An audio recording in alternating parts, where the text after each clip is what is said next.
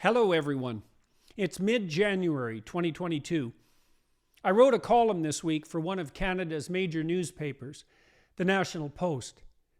And I thought I'd read it for those of you who want to watch or listen. It's entitled, Time to Live Again. I spent more than 3 hours on the phone last weekend trying to get through to the online security department of one of Canada's major banks. One of my accounts was shut down because I had the effrontery to sign in from Alberta, an event too unexpected for the bank's security systems. I was placed on hold interminably, subjected all the while to the corporate world's idea of music to soothe me. I was then offered a call back, which I duly received 45 minutes later. Then I was placed on hold again, and again, and again. This all occurred after my patience had already been exhausted in the aftermath of trying to fly in Canada. Like so many Canadians, I have been unable to see many of the people I love and who are tolerant enough to return the sentiment for nearly 2 years. Lockdowns, restrictions, limits on personal and social gatherings, precautions.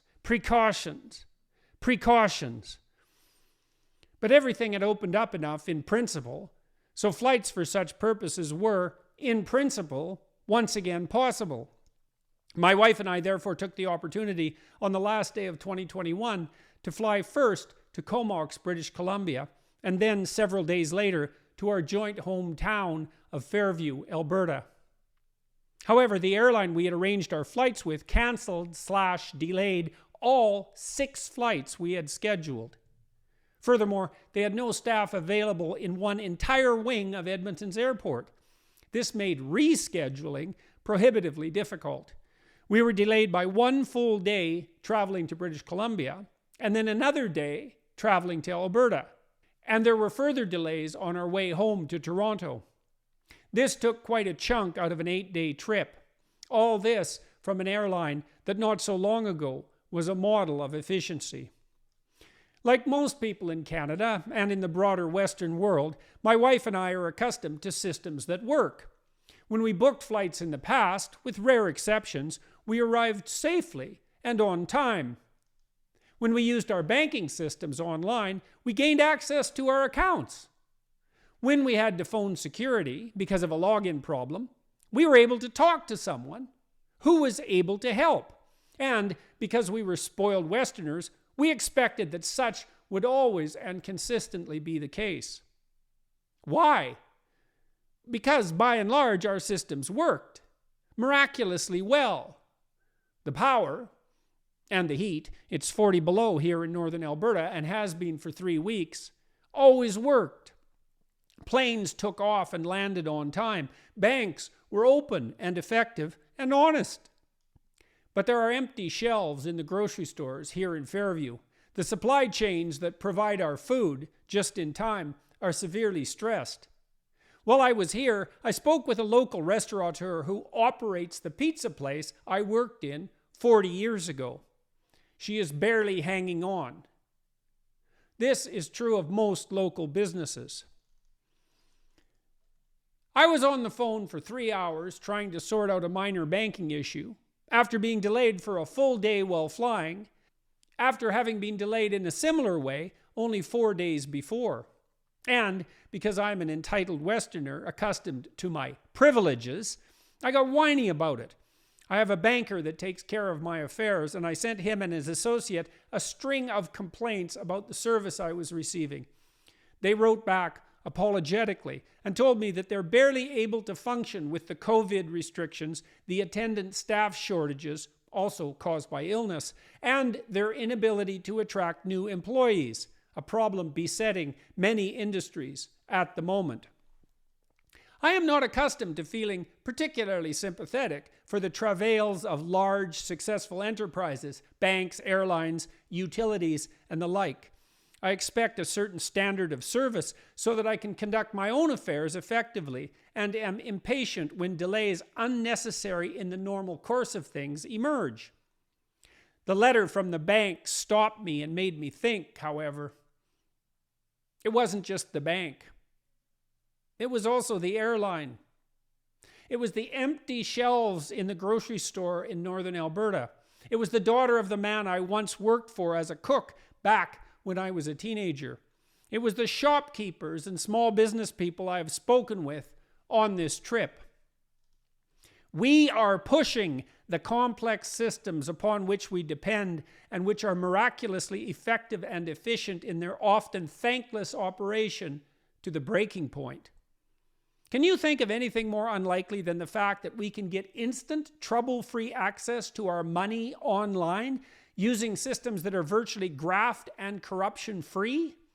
Just imagine how much work, trust, and efficiency was and is necessary to make that a reality. Can you think of anything more unlikely than fast, reliable, and inexpensive jet air travel, nationally and internationally, in absolute safety? Or the constant provision of almost every consumer good imaginable in the midst of plentiful, varied, and inexpensive food? These systems are now shaking. We're compromising them seriously with this unending and unpredictable stream of restrictions, lockdowns, regulations, and curfews. We're also undermining our entire monetary system with the provision of unending largesse from government coffers to ease the stress of COVID response. We're playing with fire. We've demolished 2 Christmas seasons in a row. Life is short. These are rare occasions. We're stopping kids from attending school. We're sowing mistrust in our institutions in a seriously dangerous manner. We're frightening people to make them comply. We're producing bureaucratic institutions that hypothetically hold public health in the highest regard, but subordinating all our properly political institutions to that end, because we lack leadership and rely on ultimately unreliable opinion polls to govern broad-scale policy at the political level. I've never seen breakdown in institutional trust on this scale before in my lifetime. I was recently in Nashville, Tennessee. No lockdowns, no masks, no COVID regulations to speak of. People are going about their lives. Why can that be the case in Tennessee and in other U.S. states such as Florida when there are curfews in Quebec 2 years after the pandemic started with a vaccination rate of nearly 80%? When BC is still limiting social gatherings, when we are putting tremendous and unsustainable strain on all the complex systems that have served us so well and made us so comfortable in the midst of the troubles of our lives. The cure has become worse than the disease.